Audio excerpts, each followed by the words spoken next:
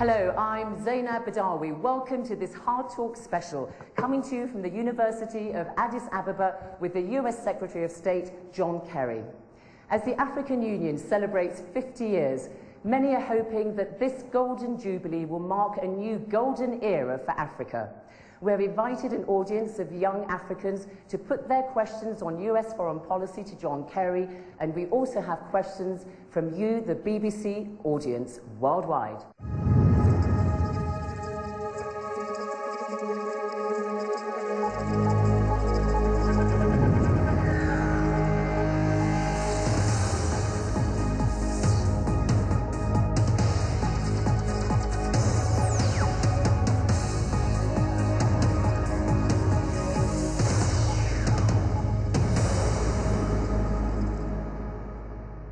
US Secretary of State John Kerry, welcome to this Hard Talk special. Thank you.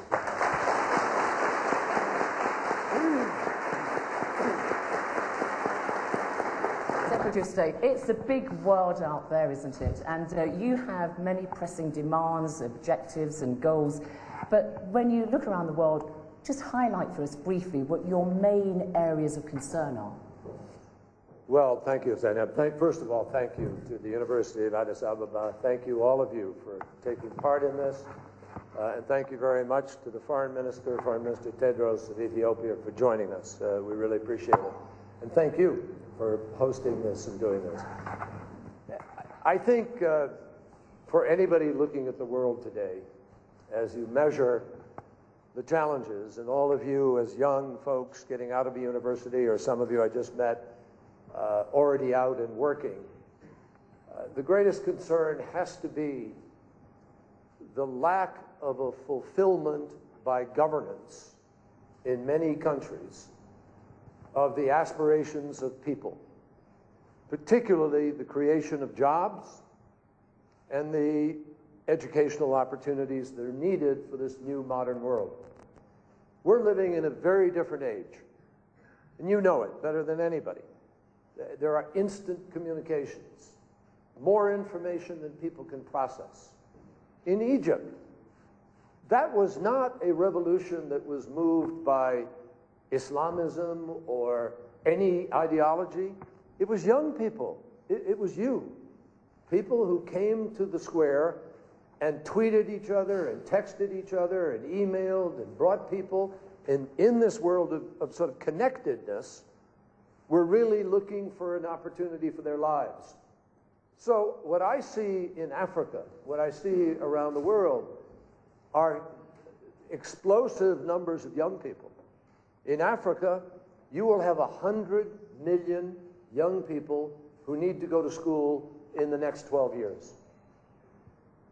Yeah, that's a huge challenge. And over the next 35 years, Africa will become 40% of the entire world's workforce. We need to provide jobs. We need to develop. Now, don't look at this and say, oh my gosh, we can't do this. There's a world of things to do out there. 6 of the 10 fastest growing countries in the world are in Africa. So we're looking at this explosive opportunity, and frankly, you all are going to define, you can define, if you choose to, how we respond to this.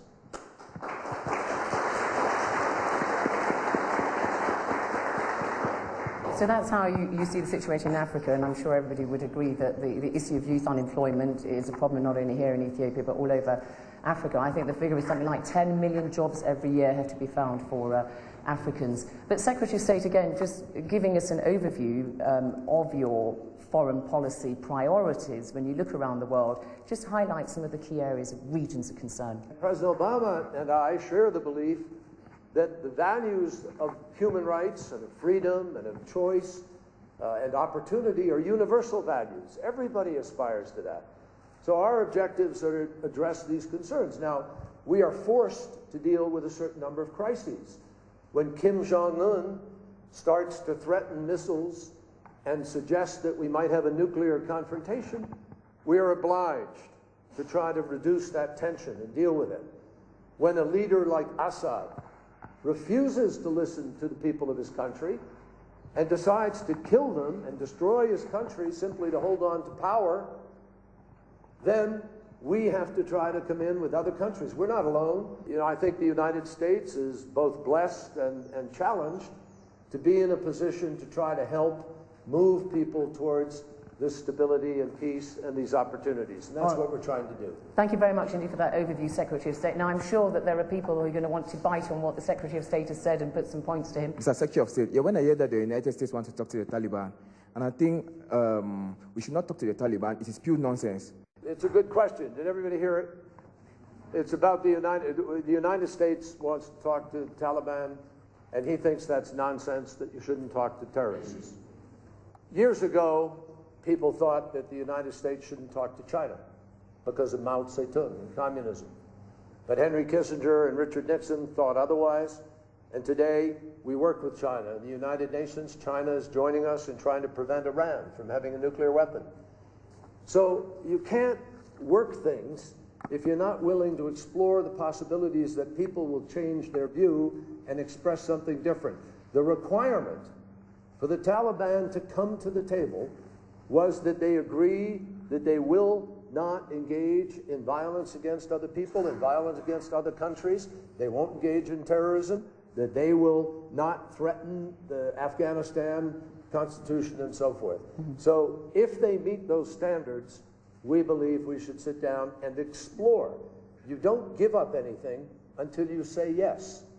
Secretary, we've also had on our social media so many questions, hundreds and hundreds of questions that people have put to you from all over the world, you know, from BBC Persia, BBC Arabic, from the Russia service and so on. But just picking up on that point that you just had there, one question from Afghanistan itself has said, what has the US gained in the past 10 years of military presence in Afghanistan regarding Al-Qaeda and Taliban? Is your mission accomplished? If so, what have you achieved? Perhaps just address that because it's linked to that briefly. Well, it's a great question. That's a great question. We went to Afghanistan to destroy the threat of Al-Qaeda coming from Afghanistan and Pakistan. They attacked us and killed more than 3,000 people in an absolutely unexpected, totally motivated by them attack against the United States. That was Osama bin Laden. We went to Afghanistan to hold them accountable for that act. And the answer is yes. We have achieved that mission. We have destroyed the fundamental capacity of Al-Qaeda. There still remains a few. There's still some threat. We are still continuing. But we have hugely reduced the ability of Al-Qaeda to threaten our homeland. Now, some of them have moved to the Arabian Peninsula, to Mali, to other places, but people are taking them on there. Okay, I want to just keep some coherence to this. Has anybody else got a point linked to this region or terrorism or so on? You have in the grey jersey. Could you put that there? Yeah. Just to give it a bit of coherence so that we stay with one topic. Yeah. Okay, thank you. My question is, you know, the drone strikes are killing more innocent people than the terrorist acts. So you are fighting, you know, terrorism, you know, with terrorism. So how long this madness continues? Thank you. Well, I'll just take a couple more with all respect, Secretary of State. Yeah. My question is with regards to U.S.'s foreign policy to redeem America's reputation of addressing human rights concerns all over the world by outgrowing the previous administration's sole concern for security, because the U.S. is usually accused of a double standard when it comes to its partners on war on terror. So what do you say about that? Yep, go ahead. All right, thank you very much. I know that the U.S. war on terror has led to the relocation of terrorist movement in Africa, specifically with respect to the case in Mali. And I would like to know, what is the U.S. going to do in order to help these countries to rebuild or build their capacity to resist against this movement? Okay, thank you very much indeed. So, Secretary of State, there are a clutch of questions relating to terror. First of all, the question about the use of US drones in countries like Yemen, Pakistan, and so on. In fact, we had a great deal on social media raising concerns. Counterproductive, kill innocent people, and harden anti-US sentiment. Let me be very clear with everybody here. You said that they're killing more civilians. The answer is no, they are not.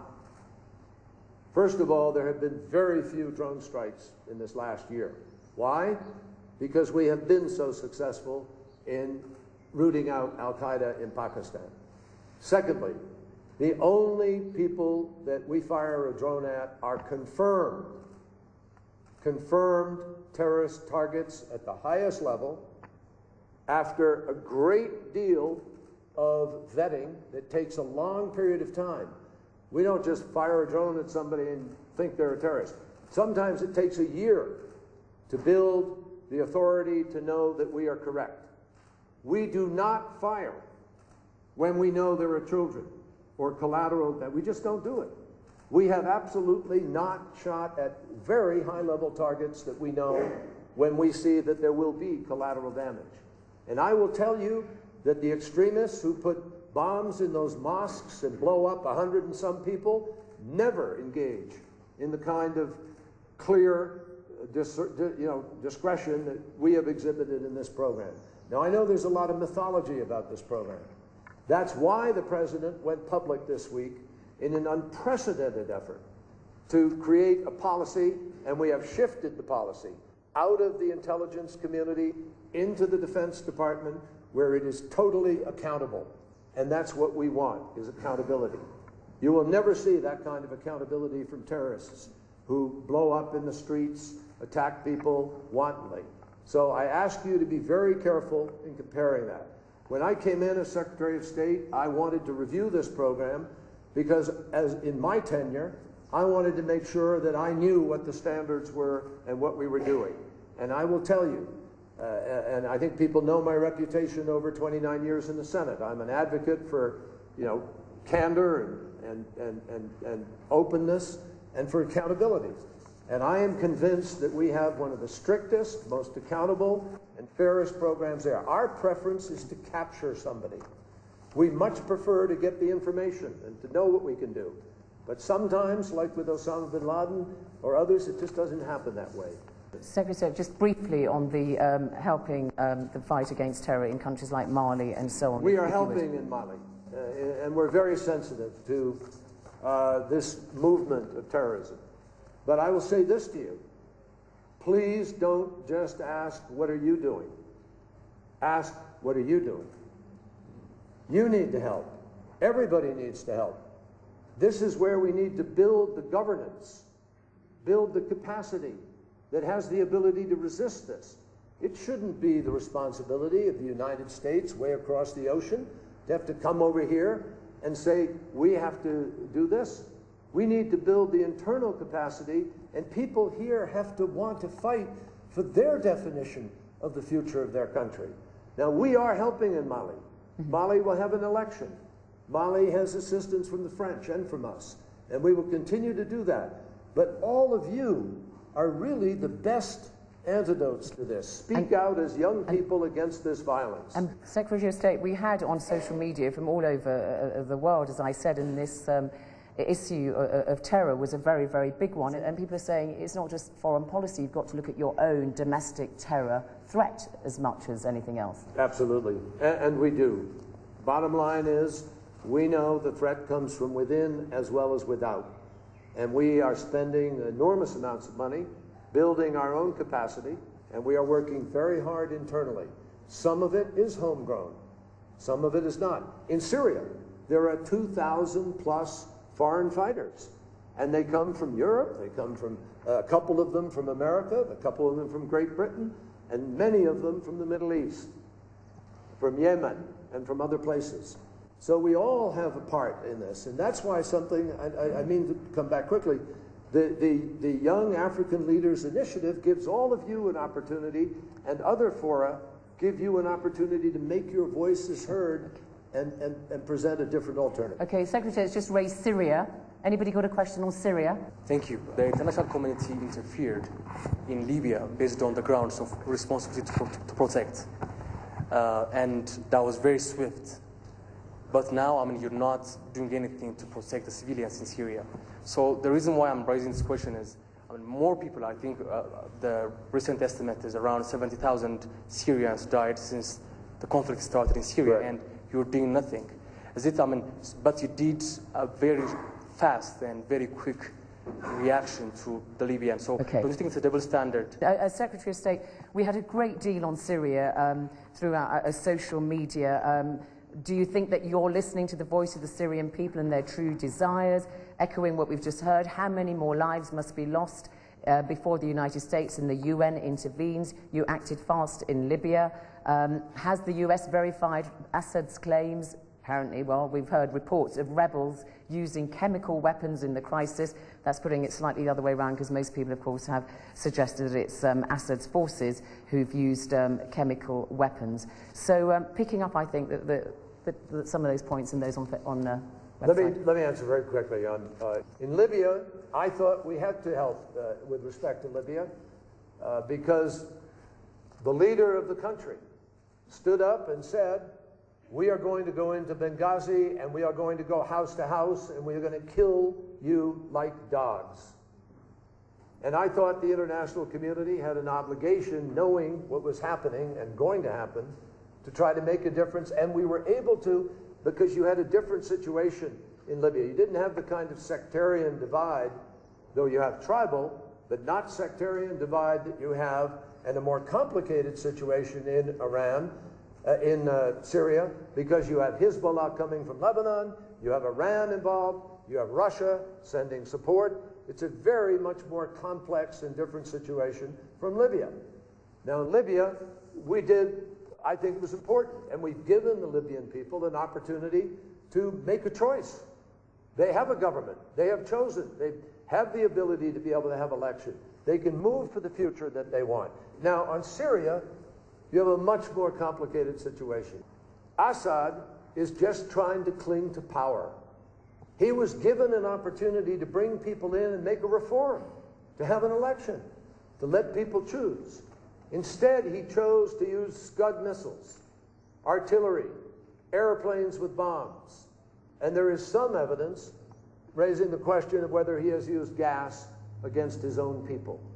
That is a war crime. That is a violation of international law. And do you think he has used it? Do you think he has the famous red line that we have evidence, but it's an intelligence community assessment. Assessments are not evidence that you're prepared to take to the world, which is why the president has said he is going to deliberately and carefully examine this case, but he has made it clear if that determination winds up in the affirmative, then he will believe that has crossed a line. And he has a number of different options of what he would then do. The point I'm making is that Syria, because of all these other complications, we need to proceed. And you have Israel next door. You have the question of Russians sending weapons that go to Hezbollah, that threaten Syria, and threaten Israel. So it's a much more complex equation. But make no mistake, we are on the side of the Syrian people. And the opposition, writ large, is representative of the Syrian people. And Assad has decided that he's going to do what his father did. His father killed 20,000 people plus in homes and held on to power. He has a very powerful secret police, a very powerful system of spying on people, arresting people, torturing people, killing people, putting them in jail. I don't think the world should stand by and allow somebody to violate matters of conscience and standards of morality the way he has. All right. And universally within this region. I met last night with President Morsi of Egypt. He believes Assad must go. Oh, so does the Turkish Prime Minister Erdogan, who used to be a friend of his. So do all of the Gulf states and others in the community. And the Europeans. So we believe that we are moving in a thoughtful, sensible way to try to get a negotiation to see if we can implement a peaceful resolution. But we will support the opposition as we go along if that is not possible. Okay, we have that question about supporting the opposition. And in fact, again, we received through social media, US could at least arm the opposition groups, or at least help impose a no-fly zone over Syria. Turkey has signalled its readiness. Are they some of the options that are actively under consideration? We've seen that vote in the Senate Foreign Relations Committee saying we'd like to make the move to arming some groups in Syria. There was a vote there, and it will be considered, I'm sure, by the Senate, and that's important. Our constitutional process it works better when the Congress of the United States is engaged in this kind of decision. So we welcome the Congress being ready to debate this, and the President has a lot of options on the table. Like? I'm not going to discuss what they are. He has a lot of options on the table. They've not been taken off. And we will have to see whether or not our work with the Russians can produce a legitimate dialogue that brings peace. Audience now, please. Yes? Thank you, Mr. Secretary. In light of the growing influence from countries like China and Brazil, do you think there should be new strategy in U.S. diplomacy in helping progress in democratization in Africa and elsewhere in the developing world? We're going to pass it around. Yeah, carry on. Yeah. I would like to ask how the economic crisis is affecting your overall foreign policy in general, Okay. especially towards Africa. That's slightly related to the China one. Give the microphone to the lady behind you. Thank you, Secretary of State. I want to know that what would you like to do in your legacy for African? It could be after your legacy, and what is your personal aspiration for women in Africa? Okay. Secretary of State, there were just quite a few there. Perhaps you could touch on the first one, which was a very straightforward point, the fact that China and countries like Brazil are gaining more influence, not only economically but also politically, at the expense of the United States. I mean... Well, you're very perceptive. You're right. I have no argument with you. China and Brazil have frankly been investing more in Africa than we have. That has to change. President Obama is coming to Africa in next month. He's looking forward to visit. I think he's going to Tanzania and Senegal and South Africa at the beginning. I'm here now. We are going to be more engaged here. We need to be. And as I said, I'm not kidding you when I say to you, there's a huge future that is going to be written here. And we obviously want to continue the relationship that we have. But I'm concerned, though, that some of the involvement of some countries here is not as transparent as the United States is. And some of it can, in fact, undermine democracy depending on how it is done. You're talking about China? I'm talking about some countries that are involved in this. And I think we need to be involved. We need to be thoughtful about how, what kind of standards are we living up to, because you don't want to lose your sovereignty or lose opportunities depending on how that happens. Secretary of State, we had a question about your legacy for Africa, but perhaps just give us a final thought on when people look at you as Secretary of State, are we going to be able to say there's such a thing as a Kerry doctrine for Africa and anywhere else? You know, I'm not trying to declare doctrines or get into legacies. It's not my legacy. It's a question of your legacy. What's your legacy for Africa? You know, I'm here to try to help. President Obama wants to try to help. And maybe our legacy will be what we do to try to help. I think what we've done with PEPFAR, I was proud. I wrote that legislation. I wrote the first AIDS legislation back in the 90s with Senator Bill Frist. It was bipartisan, and that became PEPFAR.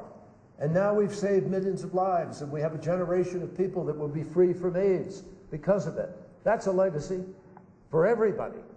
And what we need to do is continue to do these things. I hope it will be that President Obama and his administration stepped up our efforts in Africa, that we help to educate and provide job opportunities for young people, that we work with young people so the next generation will feel the United States of America helped to define the future of Africa, but you are the ones who will make it happen. All right, got to leave it there. Thank you to all those questions we've got on social media, and of course to our audience here at the University of Addis Ababa. And thank you indeed, Secretary of State John Kerry, for coming to this part of the work. Thank you. Stay seated for a moment. Thank you very much. And that's all from me, Zainab Badawi, here in the capital of Ethiopia, Addis Ababa. Thanks for watching. Goodbye. She ran a great show. She's tough. Huh?